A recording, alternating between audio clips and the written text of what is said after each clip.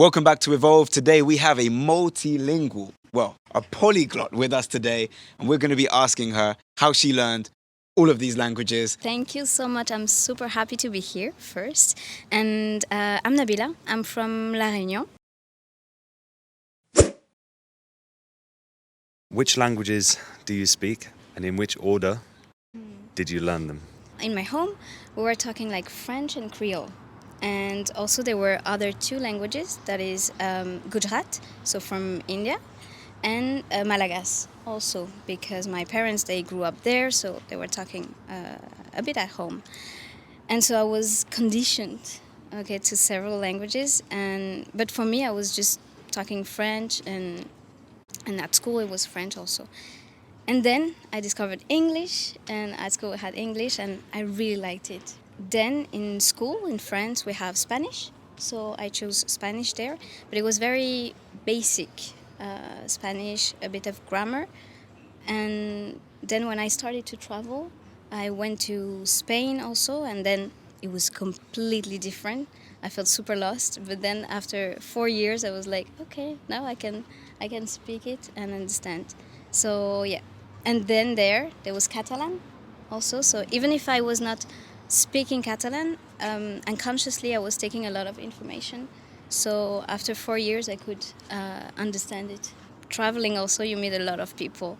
Because of the people I met, I learned the language of the person. I've learned Italian and Portuguese as well. When it comes to learning languages, I'm still in the mindset of you must spend X amount of time studying one and becoming obsessed with one. But it sounds like you are just really comfortable going in and out of different languages and being curious. And I think curiosity is a big theme, actually, from everyone we speak to about languages. Everyone's always curious to learn more. Just building up from that, if there's someone who would like to be multilingual and become a polyglot like you, what would be like your advice? Like, what's your process of learning a language? For example, Spanish, right? You were 4 years in Spain. Now you're fluent in Spanish and you also understand Catalan. So how could you break that down, your approach to actually learning the language? I would say that you learn it for fun. Try to combine activities that you like with the new language. For example, when I arrived in Spain, I was like, okay, I'm trying to do yoga, but in Spanish. And I went there, and the teacher, she was like speaking English also, and I told her, forget that I speak English, just speak Spanish, and she was speaking Catalan, so she was doing the class in Catalan. I was like, okay, this is exhale, okay, inhale, I got it. Okay, so it sounds like so much like French because it's Latin roots, but I feel like I got, like you said, the curiosity of speaking a language, like of learning from people also. And this is what I was like, I'm just going to try, you see. I was a very shy person, so... Just want to say, for the 5th time, I don't believe you. Yeah. Yeah, it's true. Impossible. Complètement. So this is just to say that it's not impossible, okay, to learn languages, even if you're a shy person. I was very shy, but at some point I tried improv, so théâtre d'improvisation, so it's like improv, yeah.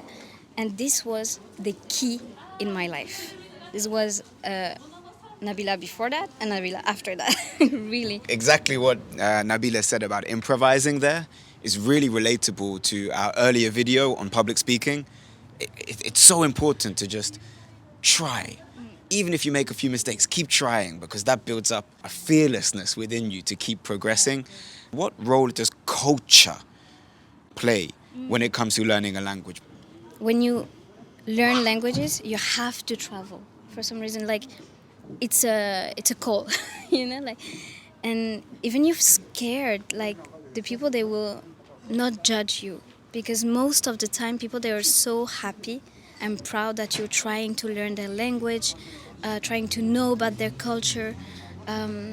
So most of the time they're like, okay, let me show you this. And there's one thing I want to talk about is food, because one thing that reunites people is food. So if you go to any country, and you ask about food with people, they will be so proud to do that. I've been to Budapest. In 3 days, I end up eating goulash, proper goulash at some local, like with locals. The guy prepared this 4 hours. I was so touched. I was like, wow, thank you. And it was amazing, you see? So food reunite people. I mean, I should probably clarify why we just both laughed then.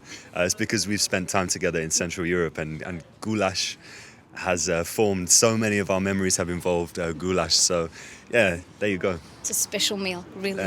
It proves your point, right? Food helps you connect with people. Yeah. Yeah, we met before, and guys, we ate so much. But it's so, it's this. Mm-hmm. Could you maybe give an explicit overview of the balance between textbook study in terms of knowing grammar, knowing words, and actually going to speak with people? I think what you're saying about connecting with cultures, food, people, I think it's actually something that takes people to the next level from my experience. And I guess you guys are way ahead of me in terms of language development, so you can correct me if I'm wrong. Don't minimize yourself. Don't minimize. All right, thank you. Because Arabic is hard. Oh yeah, So, I forgot that I speak Arabic. Too humble out here. Okay, so that's the next level. What should people do the level below that? Say somebody's sitting at home right now. Should they just go and buy a book, buy a course? Should they travel to a country first? What do you think they should do? For me, there's not like a one particular way to start. It depends on how you feel it. You can start with books if it's something you feel that, okay, it's more comfortable. I've tried Portuguese with books. It didn't work at all. So with Portuguese, I was listening music, and I love Brazilian music. So I was like, okay, it's helping me so much. Looking for the lyrics, and it was super nice. And then I did Duolingo, so with the app, but at some point it was a little bit limited. But I liked it was the repetition more and more. And with Portuguese, I didn't go to Brazil or but I've been to Portugal, but I was not speaking Portuguese at that time, so I had to do it again. But yeah, I think it depends on the person. There's not one process, but the thing is to start. It's really to start. And for other languages like Italian, for me it was more application also. Then I went to Italy, and I was with a friend. She's from Sicily, and after 3 days, I could understand. I could interact with people. It's like the thing also, do not judge yourself. This is the big thing. Do not judge yourself, just try it. Because like I said earlier, like the people, they don't judge. They really don't judge. So we are our own judge on languages. I feel like it's like this sometimes. It can be a limit.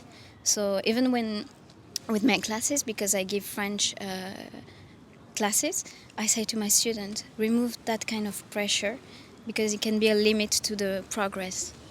Is that? So yeah, books are good. Anything, because also we have different ways of learning. You know, you can your way. Like can be you're more visual person, so be like more with videos or series or things like this. And for you, for example, you like more writing person, so you like textbook. So I think it depends on the personality. Neuroscientifically speaking, when we combine multiple elements when we're trying to learn something, it creates more inputs and connections in our brain. So actually it's interesting to see this in action for learning languages in real life. It's mind-blowing. So thanks for the insight. Rafa? Yeah, I think to really emphasize those points, people are often not just only in languages, but they're looking for just finding one thing to do, and that's going to solve everything. So for example, you want to get into fitness, only work out in the gym and then you're suddenly going to be fit. It's the same with languages. You can look at it as, I need to study a book, or I need to go out and speak to people, or I need to take a formal class. Why not try doing a bit of everything? Then you'll probably kind of get the best results. See it as like a cocktail. If you're studying a bit at home and going out and meeting with people and doing some formal classes and listening to music and watching movies and reading the subtitles, you're going to really progress very efficiently. And that's, I think, that immersion that someone like you, and when I was in reunion as well, it happened almost subconsciously. Because when you're immersed, this thing just happens. Yeah. It's So like everything combined, and it's like everything is aligned, and you're like, what? And there's also a click. I don't know if you guys got this, but every time I was learning a language, at some point I had the click. It's like, oh wow, I understand what is happening. And it's crazy. Yeah, you got it. Yeah. I mean, just, yeah, I experienced that. One thing I was thinking of as well is that the necessity of learning a language for me actually helped me improve my Spanish a lot. When I was in the UK studying a Spanish course before I went to South America, it was hard for me to really get the oomph to go.